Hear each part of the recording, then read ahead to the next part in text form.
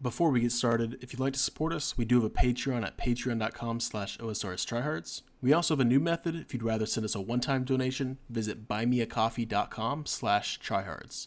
It's a fast, simple, and easy way to throw us a couple bucks if you like what you're hearing. Links are in the description of each episode. Thank you. Thank you so much to our Patreon supporters, Jock, twitch.tv/JayySlay, Intakes, Sallamander, Awaik, Graham, least Obeast, and a massive shout out to our TRIHARD Patreon, Soulfright. Thank you so much for your support. Hello, I'm Arthur, aka LT Potato. I'm Rob, aka Dream Name. We're the Trihards. And welcome to the 30th episode of your favorite old school podcast.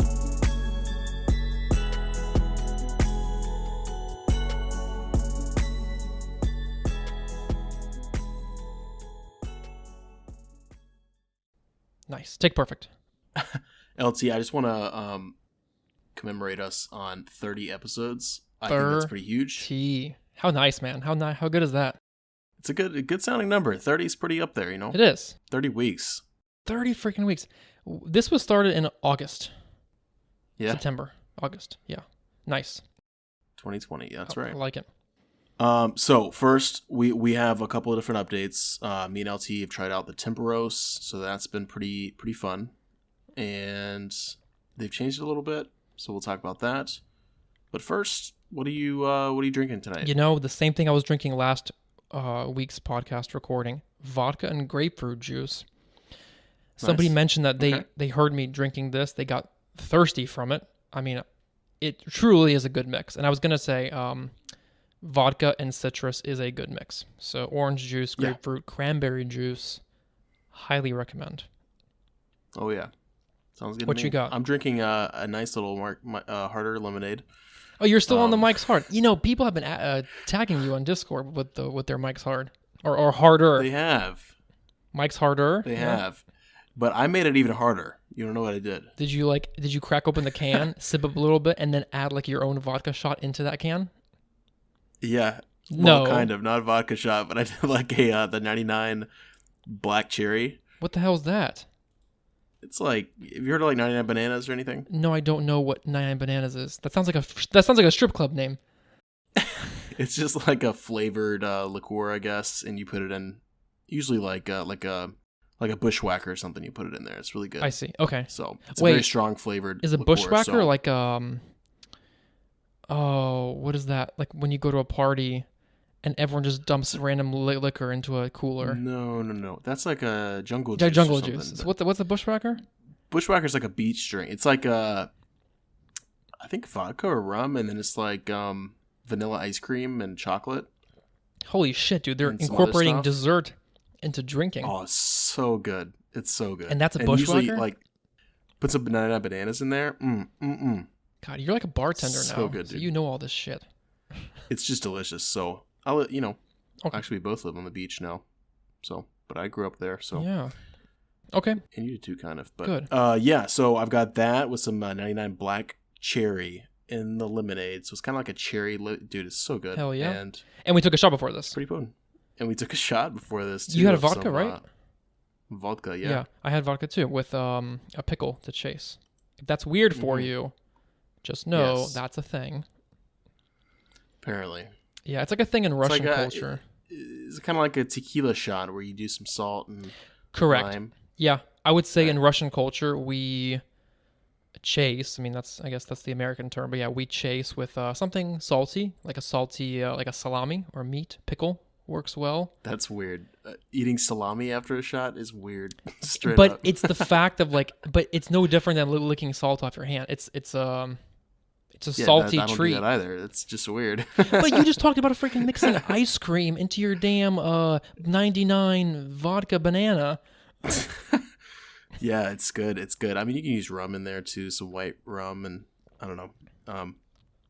Try it out, man. Try it out. Next time you come over, we'll go to the beach. We'll get some bushwhackers and have a good time. This is what I like to hear. So. All right, let's talk about RuneScape, and we're going to talk a little bit some personal things that have been going on with our lives as well. But yes, let's do it. Have you tried Temperos? Of course, man. Not only have I tried Temperos, I have completed it as much as I wanted to complete it. So with a pet. Well, so no, don't come at me with this. You haven't completed the collection log bullshit. I had the heron pet. My goal. Okay, I told myself off the bat, recoloring the angler outfit was a waste of my time because right now, as we speak, I'm in the wilderness catching dark crabs without Rob because he's a mofo. All right, guys. I am currently not there because I'm on my hardcore catching karambwans, raising some kittens, man. All right, and I prefer to make some progress when it comes to fishing on the hardcore right now and get some food and some cooking experience so I can get Barrow's gloves eventually pretty soon with 70 cooking. You're right. He's on the right track. That's why I'm not there. Yeah, you're on the right track. Yeah. I'm just going to interject a little bit that in 2 weeks he's going to be done with his hardcore, over it, and on to another account. So just probably he's not wrong. He knows. He's speaking from experience there. So I'm never going to wear my angler outfit. It was honestly foolish for me to get anyways because catching minnows is great when you have the time to give it to it, but too click intensive. So I wanted to recolor my heron pet. And I did that. It's now a great blue heron, which looks really sexy. And I was actually spooned the tackle box and the barrel, which are great quality of life things. So Temporos, 2 thumbs up. I'm really happy with it. Yeah, honestly, the barrel would be nice here. Just karambwans, right? It's an extra inventory basically for fishing. It's huge. Barrel is good for anywhere except, I guess, dark crabs because I wouldn't bring it as my. First of all, it's not going to protect over anything. And you note them, so you don't need to put it in there. Correct. But yeah, how good is it for anywhere, anything that you just fish to have 20, you're effectively getting a whole new inventory. Yeah. No, seriously, it's actually really nice. I wish I would have gotten it before the podcast so I could be not doubling my my fish per hour, but yeah, I think it'd be pretty significant. So I'll get it. I'll go back. I'll get that. I'll get the tackle box just for some bank space. Probably on both accounts, on Dream Name and the hardcore. And I wonder how rare these things are, dude. You know how in Wintertod it's like really rare to get a dragon axe, so it's not worth it. Like as an Iron Man, you should go to Rex for it, but I wonder how rare they made these stupid little things. Because I would really like the dragon harpoon on the hardcore. Dude, really how about that? They basically changed. Well, they didn't change any metas, but dragon harpoons literally only comes from a worm, which is like Mountain Karul, all that fun stuff.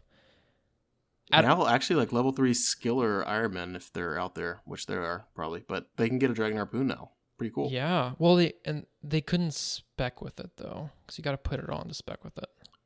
True, but still, it's if nice, they're not a skiller, yeah. So this content is really good from all angles, not just the quality of life things like the barrel and the tackle box, the tome of water, as niche as it is. Give it like 6 months and someone will find like some weird use for it outside. And it's unlimited water runes, so that's kind of cool. That's so good for anyone who wants the barrage in the catacombs, for example. Yeah. That doesn't have a Kodai. Yeah, for sure. Absolutely. Unlimited waters, it's just the idea that you don't have to care about the water runes you use. Mm-hmm. And I think it has a little bit of stats to it. Not too much, but yeah.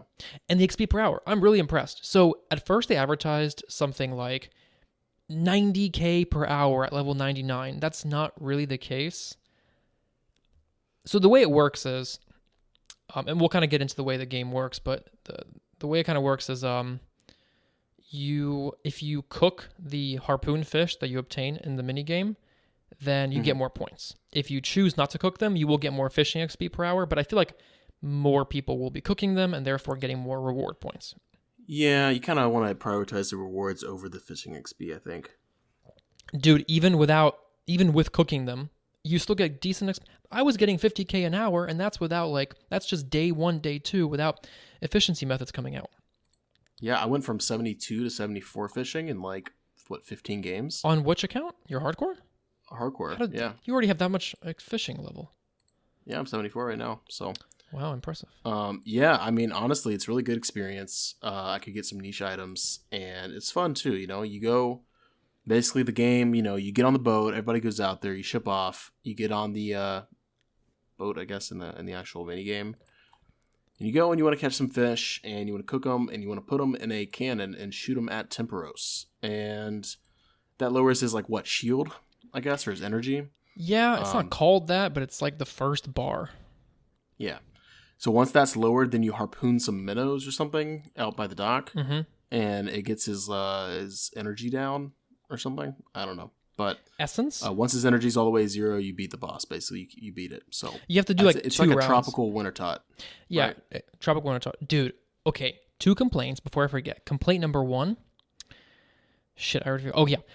They could make a lot more use out of the island, because it's like, if you've done it, like if there's 2 boats, so it's like everyone's cut into 2 teams. You're all doing the same thing, but there's that whole like middle section of the island that you just don't access, and I wish there were more fishing spots. Period. There should be more fishing spots to make it so that you have to plan out your runs. Complaint number 2. The fires that start from like those weird storm clouds, they have a tendency to replicate or to duplicate, whatever.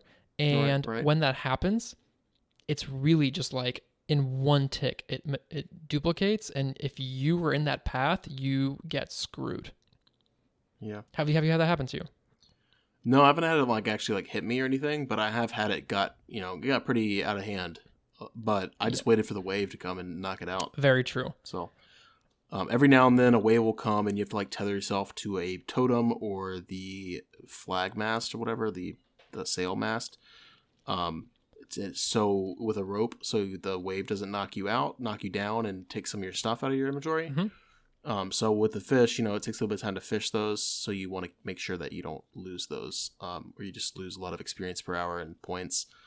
So you do that, you load them in the cannon, you kill them. That's pretty much it, right? It's pretty simple. It's pretty simple. A complaint that I have with Wintertod is that, man, if you look away for a little bit, your character gets hit by the winter. Your character stops doing whatever action it was doing, and I would end a game and I don't get the minimum fucking points. Well, I do, on my hardcore at least, I've done solo Wintertod only. So I haven't even gone to the mass world. It's all just been me. Yeah, you're smart for doing that. Which is really, really good for construction experience. Yeah.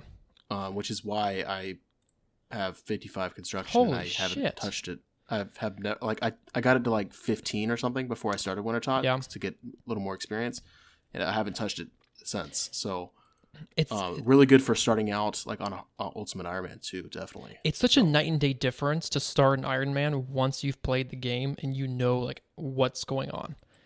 Yeah, like I haven't touched Hunter, I haven't touched Construction. Yeah. And I have 5,300 just from Birdhouses so far, and 55 Construction just from Wintertod and Temporos. Sometimes those totems break, and the flag mast that you have to tether to, they break as well. Yes. So you have to fix them, and that gives you Construction. And not a bad amount. I think like at least 100 XP. It's like 200 for me at like 55 Construction. Jesus. So yeah. Oh, maybe it does scale. Possibly. So it's like it's pretty equivalent to Wintertod whenever you fix the braziers. So good. Pretty cool. So those combined, I mean, that's some good free construction experience, For those of you who have done Zolcano in Prif, you'll notice some similarities in Temporos. What I mean by that is like, yeah, Temporos, there's some similarities to Wintertod, but when it comes to like trying to figure out how to manage your inventory, like some people will, when the game starts, they run to the fishing spot, they get a full inventory, then they cook. But there's like this leaping fish that gives you double the amount of fish. So what you want to do is you want to kind of fish only 10. Okay, what I told someone is only fish when there's that leaping fish available. If he's not available, you want to be cooking at that time. Interesting. So kind of like, in Zolcano, you sort of want to, depending on like the team size, you want to just be almost like tick perfect and figure out when the best time is to, you guys know what I mean. It all makes sense, but there's definitely tick perfect ways to maximize your points. I think that's a very interesting strategy, and I didn't think about that, so I'm going to try that. I'll throw another one at you, Rob. Picture, close your eyes for a second. Okay, all right. Picture you are depositing cooked fish into the little cannon thingamajigger. Okay. Whoosh, a wave comes, and your screen begins to get more and more blue. Yeah, I waited a little bit. Exactly. Rather than clicking the totem to tie yourself to the thing, the moment right away, you wait until the very last tick to click. You see what I'm saying? Yeah. That way you're not losing ticks being tied to the pole. It's a whole process. I have thought about that, and I've gotten better at that. So yeah, maybe we'll be experts come next week. We'll see. Dude. So I'm going to do a lot of KC and get a good fishing level and get a lot of, especially now, I think they did an update with Temperos where they got rid of a lot of the lower level fish. So I'm assuming the billions of anchovies I now have. Dude. They got rid of those. Dude, they really did. It was yesterday on the Q&A. They're like, yeah, we'll do it. And yeah, so today, Friday the 26th, was the buff. So if you hear of a buff, it already happened. It's in the past now. Yeah, no more tuna, and it's like if you do happen to get tuna, anchovies. Raw. Wait, you actually got raw anchovies? Yes. Oh, I'm 95 fishing though, so I've never gotten that. Oh, interesting. Yeah, dude, anchovies for days, and that's with 74 fishing. Okay, you should never see that. Wait, but you never got. I think I have like 300 anchovies. But you never got manta rays, did you? No. Okay, so that's the thing is. Your level does matter. Honestly, bro, if you can stomach it, like, save up a lot of rewards. And if you do this thing long enough, let's say you devote, like, 50 hours over the course of a few weeks, casually doing 50 hours, not too much, right? You might get 80 plus fishing, and now you might get some sea turtles and manta rays and less of the bullshit. The way they did it was, if you do happen to roll the lower shit, sorry, I'm cussing a lot, the lower stuff, you're going to get more of it. So even if you do roll like the steel nails, which is considered the low stuff, you'll get like hundreds. Versus yesterday, I was getting like 20 steel nails. Thanks, JagX. Yeah. Now you get like 500. Yeah. Right. And same goes for feathers. Try it out. Yeah. Hopefully I get my first pet on the hardcore sometime soon. Temperos would be pretty cool. Dude, it looks really nice. No exaggeration. Great looking pet. Yeah. And can you get the heron pet? Nope, you cannot. Well? You cannot. You cannot. I had to save up 3,000 spirit flakes just to recolor my stupid heron pet. Yeah. And then he gobbled them up. So ungrateful, dude. I do want to say that my kitten has grown into a cat, so I'm going to go trade him off for some death runes here. Okay, Rob is going to West Ardoin. Someone didn't know that. NRCC. Someone was like, "What? You can do this?" Basically, when your kitten grows into a cat, you can trade them for 200 death runes to a citizen in West Ardoin to catch some rats. Very good for low-level Ironman. If you're an Ironman and you haven't heard about this, get a cat, get a kitten, get some Karambwanji or just some anchovies, whatever. Keep them in your inventory and raise that cat. Get a bunch of death runes. That way, when you get your Ivan staff, you have plenty of runes to be able to cast it. There you go. Boom. And that's something else I didn't know. Karambwanji, which is the bait used to catch Karambwans, it's stackable. Mm-hmm. You can have an unlimited amount of those, and you catch them at a ridiculous rate, right? Right. You can get 15 at a time or something. Yeah, 15, right? you can collect 10,000 of those like in an hour or two or something like that. So yeah. So I definitely recommend that. And yeah, just keep raising cats, keep getting death runes, and you'll be set by the time you're like mid-game or done with your adventures. Like, I'm fishing right now. I just have a kitten. Every now and then he'll want some attention. I'll stroke him. Every now and then he wants some food. I'll use a Karambwanji on him, and boom. Yeah, death runes. Just got to pet the cat. 2 hours, 3 hours, something like that. There's a few annoying things you have to do to have a successful, or to have an easier time on your Iron Man. One of those things is growing kittens. Another thing is like birdhouse runs, herb runs, farming contracts. Those are all things that like are highly. Yeah. I checked. I was curious to see how many farming contracts I've done. As of today, I have done almost 1,000. Jeez, I know, that's insane. I was like crazy about them.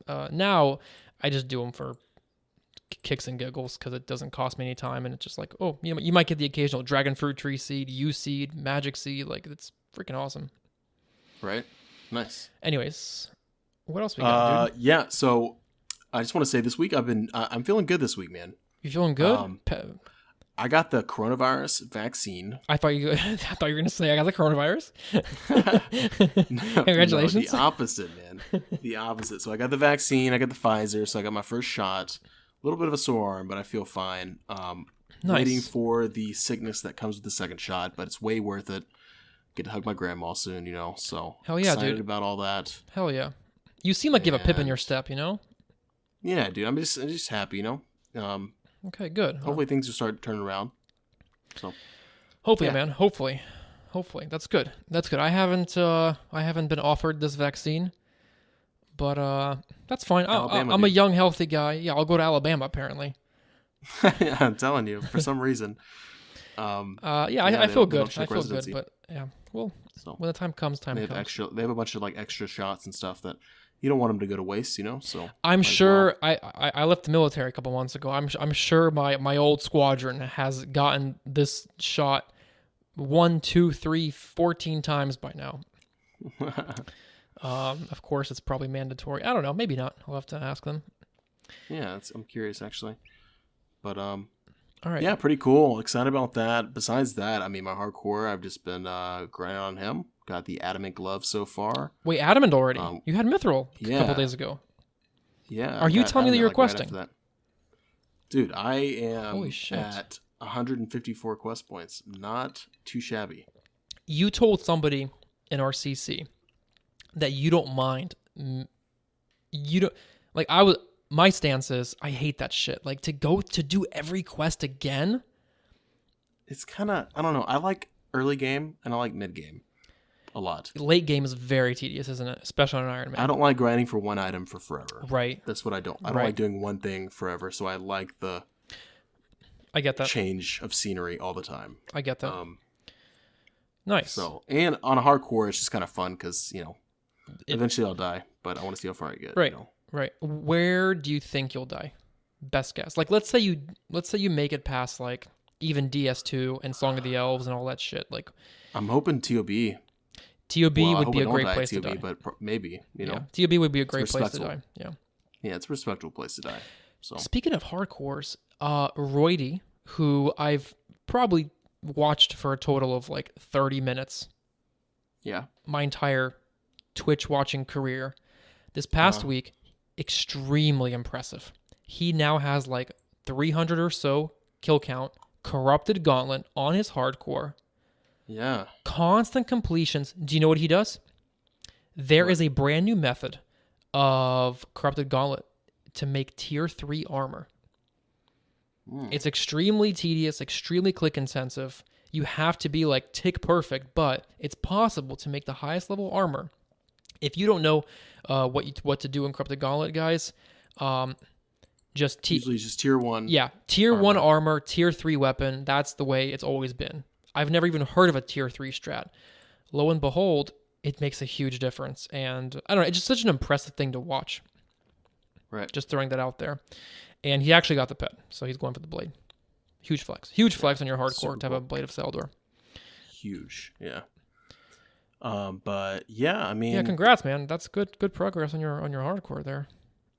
Yeah, and I'm also a little tipsy, of course. You know, we had that shot and drinking my little harder lemonade. Yeah, so. I'm like about a quarter of the way through my drink here, slowly drinking it. Okay, so for my account, I did complete the shooting star thingy-majigger. I have full gold prospector. Hooray for me.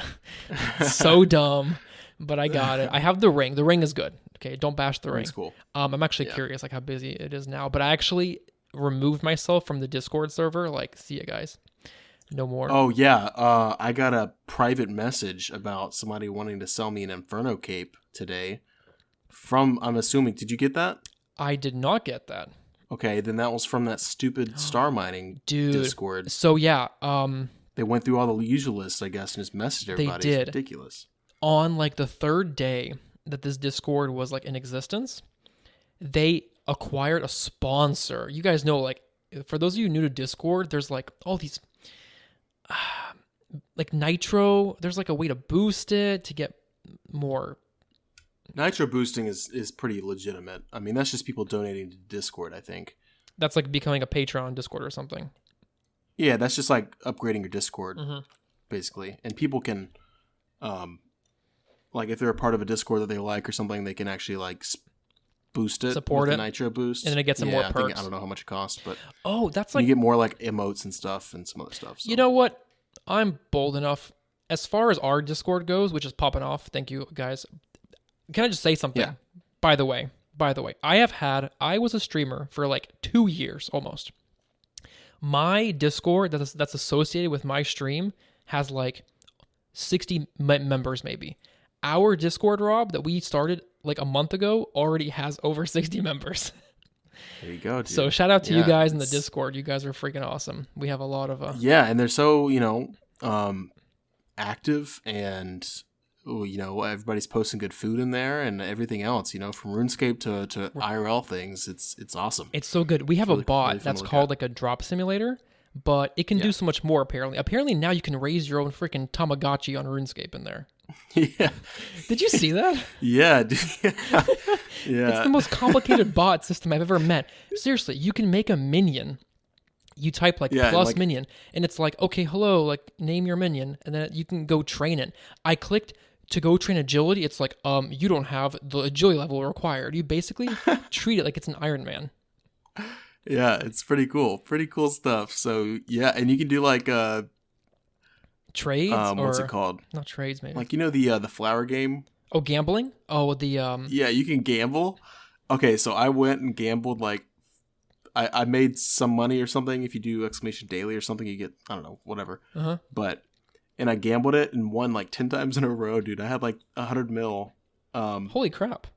And everybody was like, what the heck, dude? That's insane. Because apparently it's a lot of money there. And then I did it one more time and lost it all. And I was like, oh, well, okay. This is all in the bot, in the same bot. In the same bot, yeah. So, I don't know. It's kind of cool. It's pretty fun. But you can also, like you said, we have the loot roller, or what do you call it? Drop simulator, that's what I call it. Drop simulator, yeah. You can put in, so there's kill and there's finish.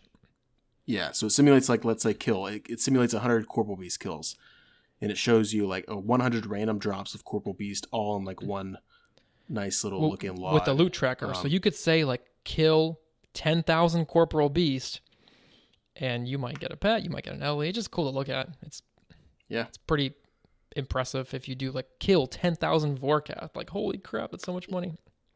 Yeah, it's a lot of fun. So yeah, come join us on our Discord, of course. It's in our show notes and on our Twitch pages as well. You can always join us there. Come join the squad. We just finished up a bingo event that went very, very well. Dude, how fun was that? I'm just mad that team won. Team number one won. Team number one won. Team number one won. The 25 mil. And team 3? Yes. Won the 10 mil. Second prize. Yeah. They're actually the only two teams who completed everything. Which I get. Honestly, like, once you know that one of the teams has completed everything, you might just lose interest, which I get it. Fine. Not a knock on anybody. Rob and I actually were doing it ourselves. Well, we just stopped cold turkey, but we were doing it ourselves last Saturday night when I was streaming. And it was a lot of fun. It was so much fun to do some of those things. What did we finish? We finished Barrows. Yep. Do you want to run down real quick? So hold on. It was... What it was? Oh, boy. Okay. Finding it now. Oh, my gosh. Okay, number 1. Any 2 rings from Dagonoths. KBD heads or a Dragon Med Helm drop from KBD. 100 total Giant Mole kills. From Seracnus, a Cudgel, a Dragon Med, or 3 XX. From Barrows, any 3 items. From Crazy Arc, Fedora, or any of the shards. Easy Clues, any 3 uniques. We made it any 4 uniques. 5 Laren's keys, which is Wilderness Slayer, and then you have to open them. And then last but not least, a Chambers of Zarek KC with your teammate, which is easily the most entertaining thing to just hear about. Hilarious. Oh, man. And bear in mind that a lot of the participants are mid-game. Some of them actually had some late-game experience as well. But yeah, I mean, basically what me and LT wanted to do was introduce our Discord people and our CC people to new bosses and new things in RuneScape, right? So Seracnus, which a lot of people haven't done before. Barrows was kind of, people did Barrows, but we introduced some people. People know of Barrows, but no one thinks to themselves, let me kill this spider thing, Yeah. Seracnus. And DKs, we have a bunch of Berserker rings that came out of the bingo. So much loot came out. We had a lot of blunders. Let's make that clear. We had a lot of blunders because Rob and I, we're not exactly we don't shy away from the wilderness, right? Rob has extensive experience in here on the offensive side. I have a lot of PVM experience. I have countless hours of PVM in the wilderness. So I go into this place 24/7. These guys don't even know how to handle themselves in the wilderness. So it was so funny to listen and to watch people try to figure out how to kill some of these things. And we try not to let them off the leash and be like, hey, go skull up in the wilderness with all your items. You know what I mean? Like, but, 3 items, try not to skull, blah, blah, blah. But we had one unfortunate skull trick, right? Yeah. Somebody was on mobile. One of the teams was on mobile. It was laggy on his end. And a team, you know what's crazy to me, Rob? This is actually unreal. All these guys, so many team members who did bingo complained about like massive clans logging in and hunting them down. I've never had this happen to me in the wilderness. I haven't either. I haven't either. How are people so unlucky all of a sudden? I don't know. But yeah, one unfortunate skull trick. I think that was it though, right? Yeah, he lost like deaths, a freaking Slayer helm and Pegasians and all kinds of stuff, but crazy stuff. But he wasn't sore about it. He's a good sport. He was a really good sport. It sucks, but it happens. It's the wilderness. Yeah, public service announcement, just 24/7 player attack. Like your player attack option should always be hidden. If you're logged in right now listening to this, please turn it off. There's really no reason to ever turn them on except one thing only. That's LMS. LMS, or if you're trying to PK or Castle Wars or something. But besides that, you don't need it on. But our guys who are player attack options on. Yeah. And as far as I'm concerned, as long as your attack options are hidden, the only way to skull is to spec with a Din's Bulwark, because that special attack attacks nearby enemies.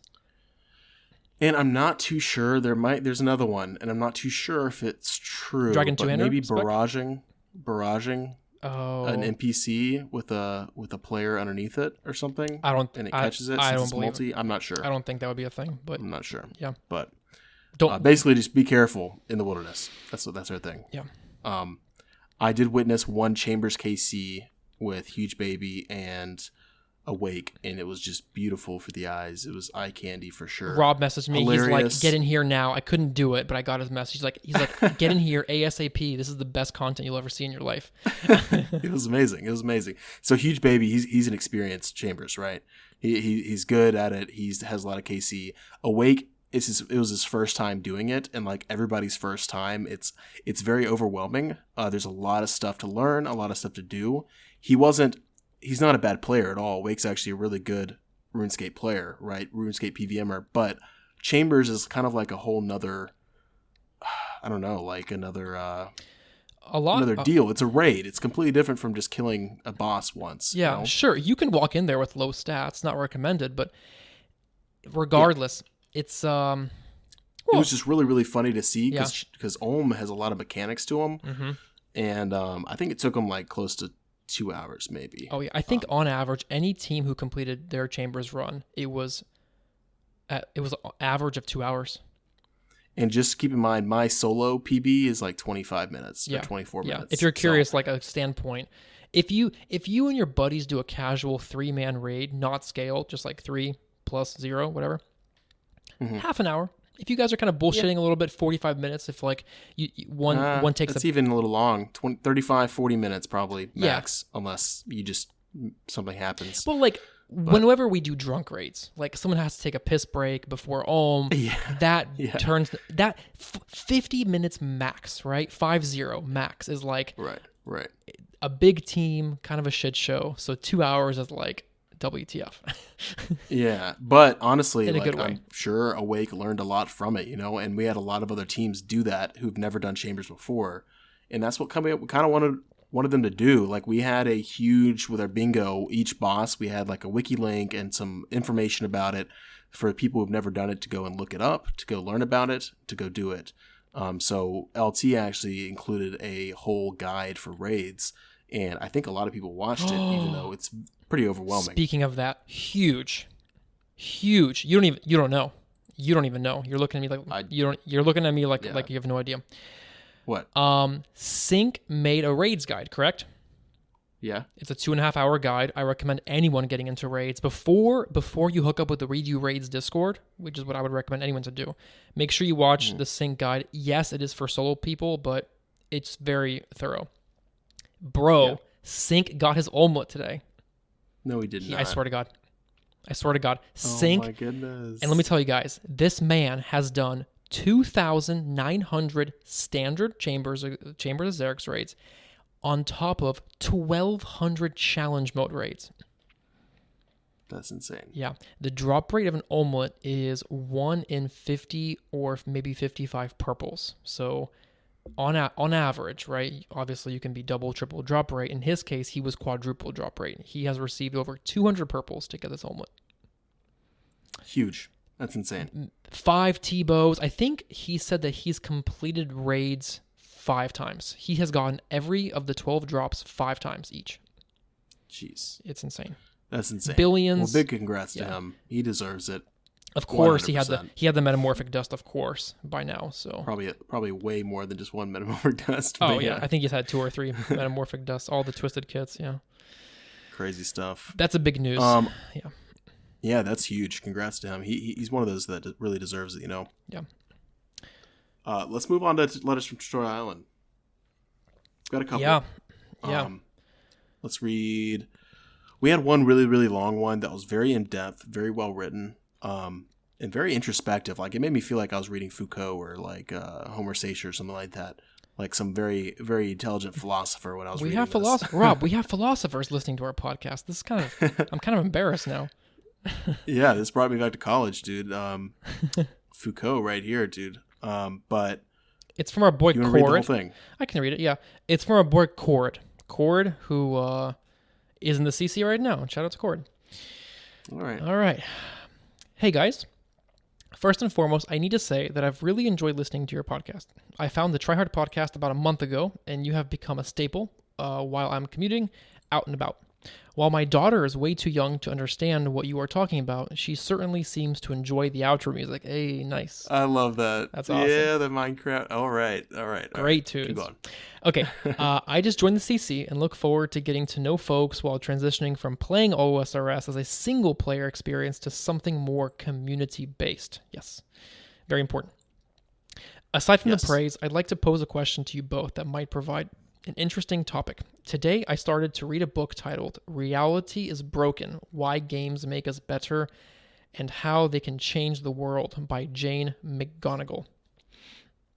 In the opening chapters of the book, it talks about how more and more people are turning to video games for longer periods of time because they provide a greater sense of accomplishment, community, and excitement over the real world. One quote from the book states, "And we are creating a massive virtual silo of cognitive effort, emotional energy, and collective attention lavished on game worlds instead of on the real world." This got me thinking. OSRS is a game that requires dedication, energy, and cognitive effort for some activities, while we pour into the game for hours on end. Are we seeing a benefit from this input of our time, energies, and brain power that is not directly related to the game? My question for you two is, how has playing/being engaged in OSRS affected your lives outside the game? Has it been positive or negative, or perhaps both? Has OSRS provided you with transferable skills that are used in the real world? While I think about this in my own life, I think that the game has provided me with a hobby and a sense of accomplishment that cannot be beat when you compare the dollars spent/hours of enjoyment. It's also allowed me to be more content with my current situation in life. Prior to finding OSRS and getting engaged with that sense of long-term accomplishment, I focused way too hard on my career to achieve the same sense of satisfaction. While furthering one's career is great, it took me playing a video game to realize that I don't need to push anymore, and that further effort in that area would only lead to burnout with no upside that would actually improve my quality of life. It's allowed me to calm down, be happy in the position I'm in, and conserve my energy for what really matters: family, friends, and relaxation. Overall, the time and effort, roughly 600 hours since September 2020, spent in the game has been net positive. Only 600 hours. Amateur. Sorry. I could go on and on, but I realized that this email has become lengthy. Wish you all the best. Regards, Cord. Amazing email. A lot that we can dive into. What you got, Rob? So I want to get a little sappy here. So first of all, OSRS has introduced me to Arthur here. LT Potato, very good friend of mine. He has become visit me in person, and there's going to be future endeavors as well, of course. But when it comes to making friends, I've made a lot. I have a good friend who's also named Rob. A guy in college saw I played, and we became really good friends. Just a lot of different things that come from playing a game that's so niche, I feel like, that old school RuneScape is, and feeling a sense of camaraderie, I guess, with somebody else who plays it, right? Just that in itself is very good for friendships and long-lasting good friendships as well. Second of all, as a kid, man, I mean, I can type super fast. It might not be 100% accurate because I'm typing so fast, but I can type really fast, and I've always been able to because of RuneScape. Spamming, selling lobsters for 100 GP each, whatever, in the West Varrock Bank as a kid, I got really, really quick at typing. Way better than any of my, I think I did have a computer class when I was a kid, like elementary school. Yeah. Way better than they could teach me, man. They're trying to teach me the right way. I'm like, I got this. All right. So that, and to be honest, like, I lived in France for a while. I live in the US right now. There's different mindsets when it comes to working.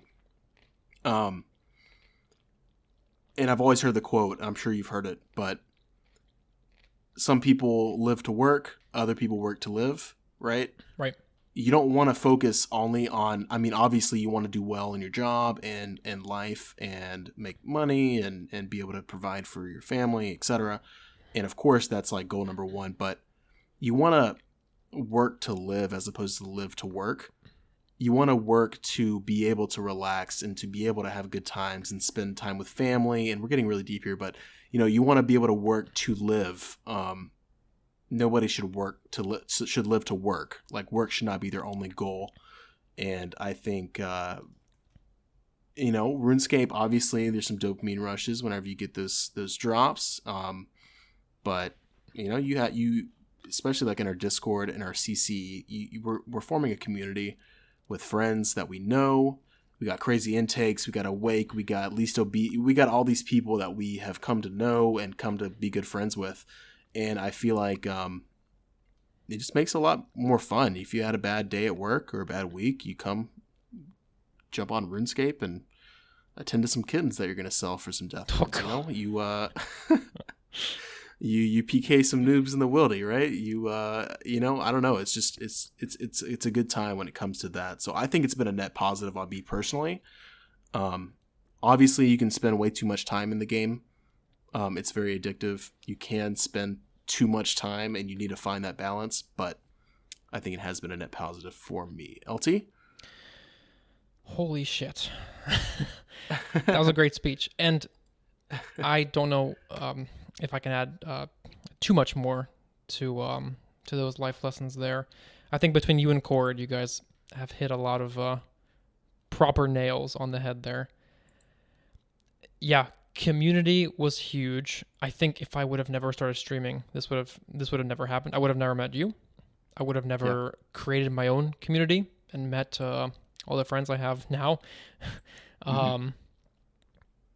Strive for that. Obviously, you're playing this game. It's already a part of your life in some form or fashion. Figure out what your priorities are. Have those real conversations with yourself in the mirror, or however you have those conversations when you're in the shower going to bed. But figure out what your priorities are. And I mean, some people they're not in a position where they're having a family and whatnot. This guy is, right. He's in it deep. He's got the family. He's got the in-laws, all that fun stuff, right? Right. So that obviously takes precedence. Your health, right? Staying active in some form or fashion. But when you are playing the game, make the most of it there too. And I'd see a PKer. His name is Mr. X Gilbert. The X is lowercase. And I am being barraged. I'm praying mage. My stuff is on. Let's see if he goes in for the range. I'm switching to range pray. He's back to mage. Perfect. I'm gonna. He's quick on the switches, but I don't think he's going to do much here. I'm going to spec with my staff. Oh, you better get out of there, man.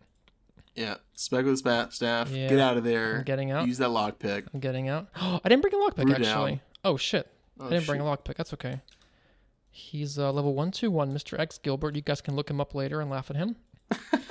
My great blue heron pet is with me. I have slashed the web. I'm going back to Edgeville. He has not teleblocked me because he is on the Ancient Spellbook. Splash, splash, splash. He's splashing Ice Barrage. I'm going to click on Edgeville lever now, and I'm kind of out of his range, and I'm back in Edgeville.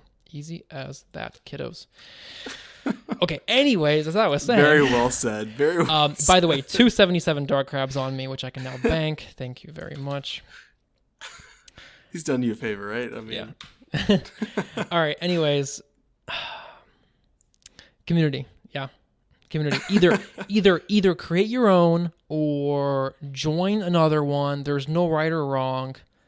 It was huge for me to start streaming. I started it literally on a whim. I'm a lifelong introvert. I just discovered Twitch and I was like, let me do this shit. And then next thing you know, life is good. Yeah. So, yeah, it's big stuff. Cool. Great game. Cora, thank you so much for question. The email. Question for you. Do you find yourself, not like in a cheesy way, but every now and then thinking about like how to be more efficient? Like just even using the word efficient in your day-to-day, knowing how efficient you can be in RuneScape. Dude, I try to be tick perfect in real life, you know? Okay, I know. Okay, all jokes aside, but like, do you sometimes get that feeling of like, man, like I know how to be really efficient doing whatever activity in RuneScape. Let me try to be efficient, like mowing the lawn, like doing, I don't know, other random yard work, doing house chores, like. So I've always tried, I don't know if it's maybe RuneScape or it's subconsciously guiding my hand or not. I don't know, but I've always been the type of person to work smarter, not harder, you know? Yeah. Okay.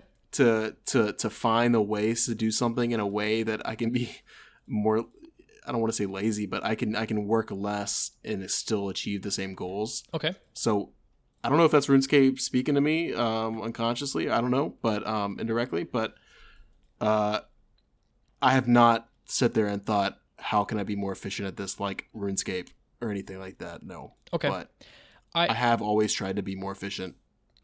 Fair enough. Like mowing the lawn in a certain pattern. Oh, yeah. Let's try a different one next time and see if it's a little quicker. Yeah. Yeah, definitely. Maybe I can go downhill on this way and then just keep going and then go downhill, keep going. You know what I mean? Instead of going uphill. I don't know. Yeah, for sure. I think just the more you play, you'll become more efficient because just having exposure to late and end game PVM is, when I was doing Temporos, I'm already thinking, like the first game I'm doing of Temporos, I'm already thinking like, I know there's a way to make my movement into, I can gather this fish in a better way. And so, but year one of playing, I would have never had that thought. True. Yeah. Year one. When I'm playing RuneScape, it's always, now it's always like what you're saying with the mass thing when the waves comes and you're dumping the fish in the cannon. Yeah. I already did that. You know what I mean? Like whenever you're talking about that, I've already done it. And I think that's because we have the same kind of mindset when it comes to like in-game tick perfect type of efficiency where we're like, all right, I can wait a couple ticks, get a couple more fish in there, and then. Yep. And if you're listening and you're in the mid game, like you may not be there. You're not gonna be there a lot of times because you need exposure to like end game stuff, late game stuff. And when I say like late game and end game stuff, I'm not just talking about like the bosses that you would do on a regular basis. I'm also talking about like the stats you might want to have. So it's kind of like an all-encompassing thing. But it's okay. You'll get there, and you're not expected to be the only people who are in the mid game right now who really know what the hell they're doing are people who have played other OSRS accounts and they have gone to late and end game status in other accounts, and now they're just doing like a hardcore, like streamers. You see Alfie as a level 60, one tick flicking all of the Slayer tasks. He's flicking a Piety to finish his Slayer task so fast. He doesn't even need prayer. Like 20th or 25th exactly. Hardcore, So if you're in the mid game, which a lot of you guys are, realize you're not quite there yet, and that's okay. You will be there. You will be there. It's literally just a matter of time. You can sit there and research like how to pray flick and this and that, and you can apply those things today, but more than likely all this shit comes with time. So how did I get on this tangent? Efficiency. Efficiency. Yeah, efficient. It'll come. You'll be more efficient one day.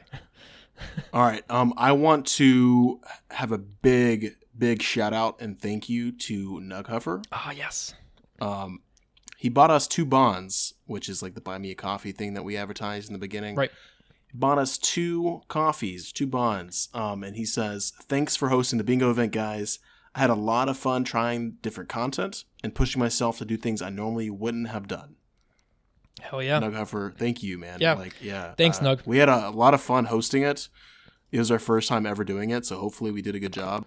And obviously any criticism is greatly appreciated, and we can better the next bingo on that.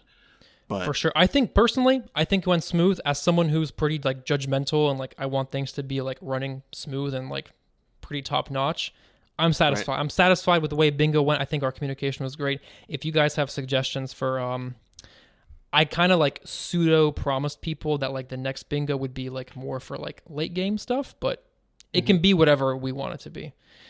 Yeah. It can be something totally different too. We could have an event where I don't know. There's lots of things we can do.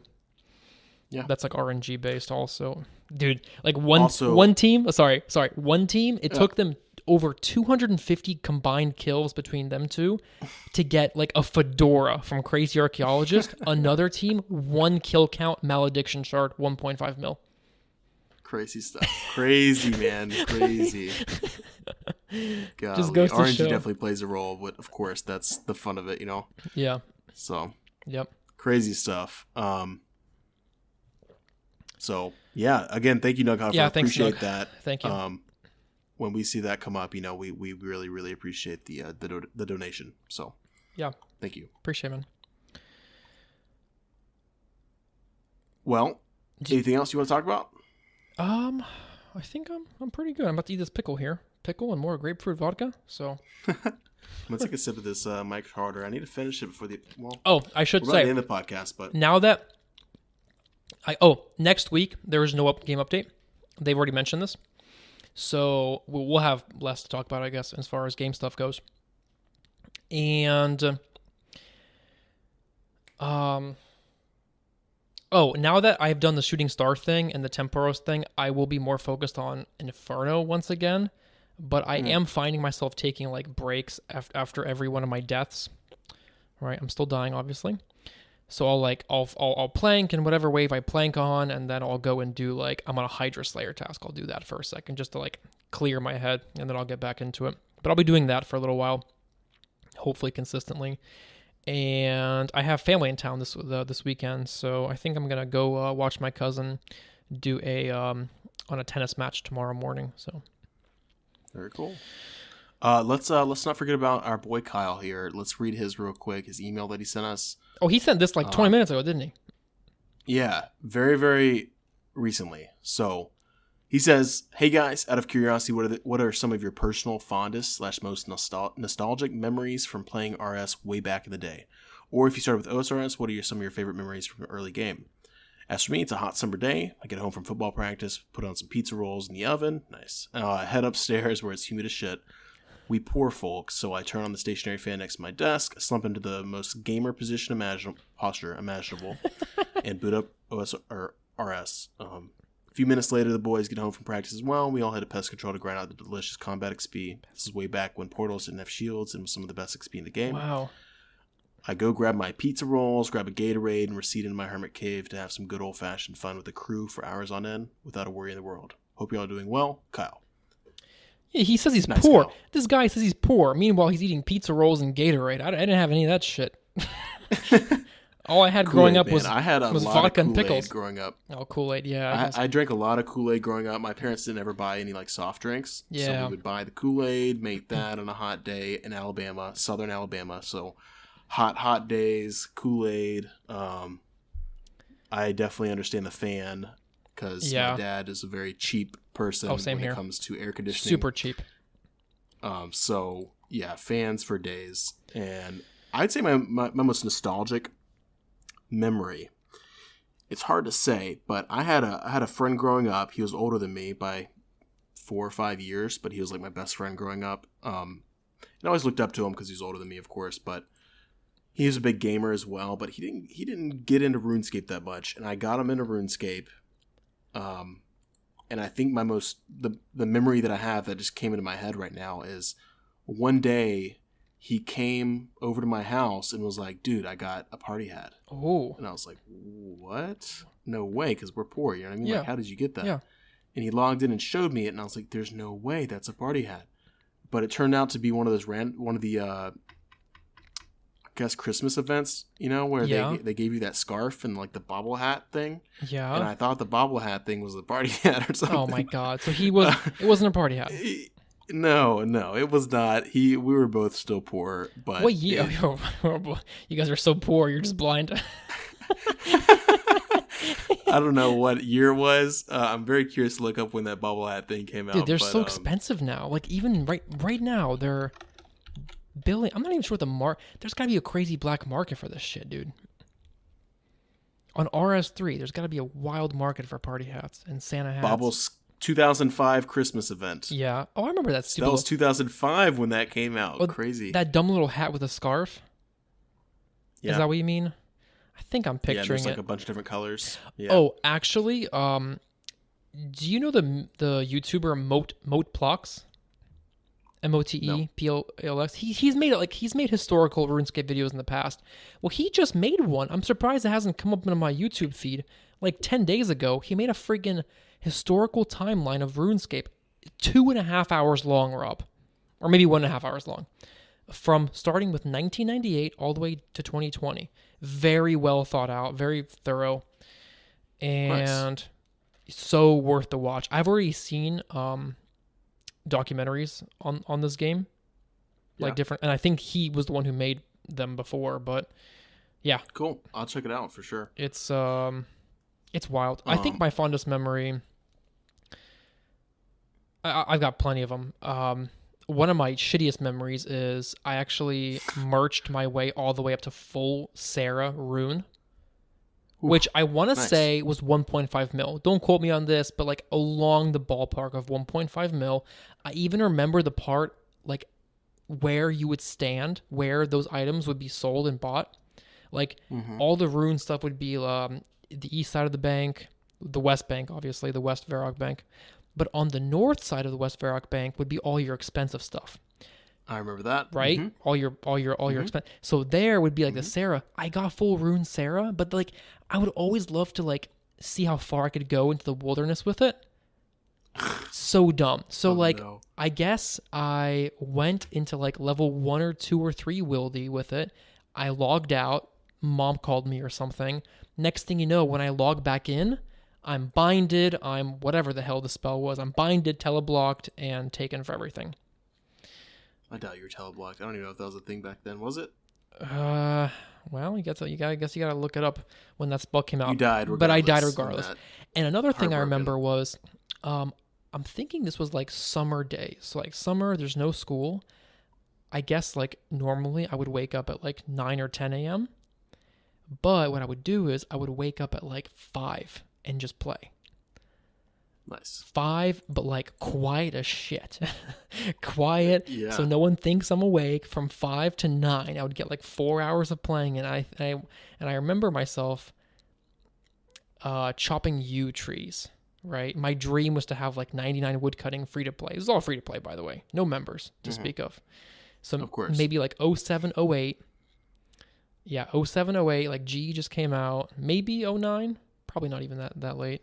And yeah, just chopping yews, trying to make money eventually. Yeah. Gonna sell them all for. I also remember mailing money over to Jagex. Did you? Yeah. Holy shit! How many? Like $5, $6? Yeah, something like that. Mailed it. Wait, was that even an actual option to pay? Yeah. Wait, really? You can mail it. You can mail it. Yep. Like cash or check? Yeah, because my mom didn't believe credit cards on that site was safe. You know what I mean, of course. So come on, Mom. Couldn't use any of that. Yeah, so mailed it over to Jagex, man. Got RuneScape membership. I had it for 1 month. I begged my mom when the farming skill came out. That was like the first. Oh, my goodness. I mean, think about any new content coming out. You want to try it, right? Like, you got to try it. Right? So, as a free-to-play player, seeing like, oh my God, guys, farming came out. Like, I just wanted it so bad. I finally begged my way to like 1 or 2 months of membership.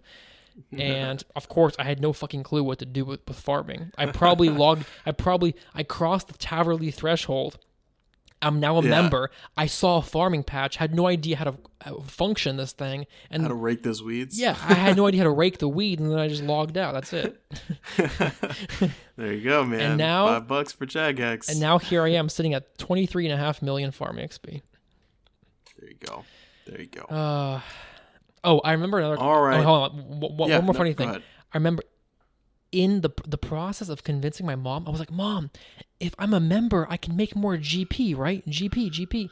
And she looks at me, she's like, GP? Are you fucking kidding me? You need a higher GPA. Because I'm in middle school. She said that? Yeah. She looked at me, she's like, GP, you need GPA. Nice. Oh my God. That's a good response right there. Yeah. Savage. All right. We're going to end it here. Yeah. Episode 30. Again, it's insane, but cheers to 31. Cheers to 50. Cheers to 100. 2,000. Whoa. We'll see. All right, guys. You can find us on Twitter at OSRS Trihards. Follow us there. We post the episodes weekly and some other stuff as well. So, also, if you're looking for a friendship to hang out in, OSRS Trihards in game. Search it. Join us. We're there whenever we're logged in. We also have at least, I'd say, 10 people in there at all times. Yes. We're getting to we've had 20. This past week, about 20 or so. Okay, so. Don't show off too much, man. Yeah, and just like the CC, the Discord is a more versatile place to talk amongst each other. Post all your pictures of food and memes and all that fun stuff. So Discord, you can find the link on our link tree, which is a part of every show episode. So you can find us there. Shout out to OSRS Beats for this amazing intro and outro music, and a massive shout out to our Patreon supporters. Thank you so much, and thank you also to the folks who bought us all the coffees and bonds. Yes, thank you guys. Thanks, guys. Bye. See ya. Bye.